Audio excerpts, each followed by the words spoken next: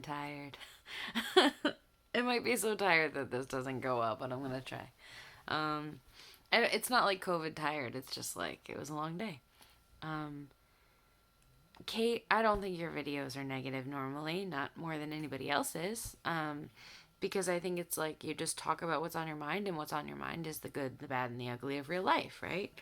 Um, so I don't think they come off as particularly complainy. It's like I've definitely vented about various things, sometimes for longer than I should.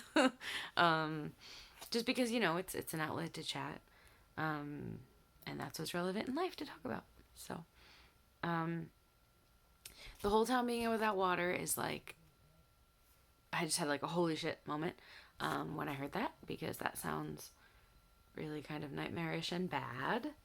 Um, the boil water advisory, I've dealt with those before. Was it the kind where you can't shower or wash your hands without boiling the water? Or was it the kind where you can? Because, like, I imagine the town sells out of water bottles pretty quickly because it's not the kind of town that has, 100 gigantic grocery stores, from what you've said.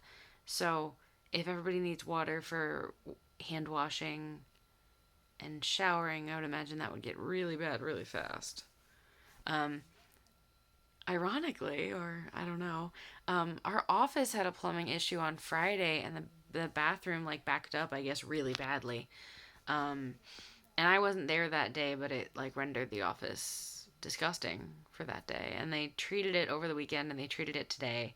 So like the water was shut off for half the office so that there wouldn't be any issues with plumbing. Um, okay.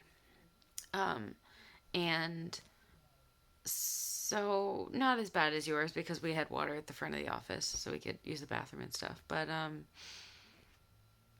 funny that they were both plumbing issues on the same day. Luckily ours was just the building, not the town.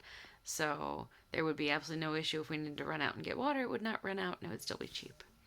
Um, I always feel like I have my life together when I'm like, my apartment gets cleaned, my laundry gets done, I make a YPO video. Like if I get that done in a week, I feel like I have my life together.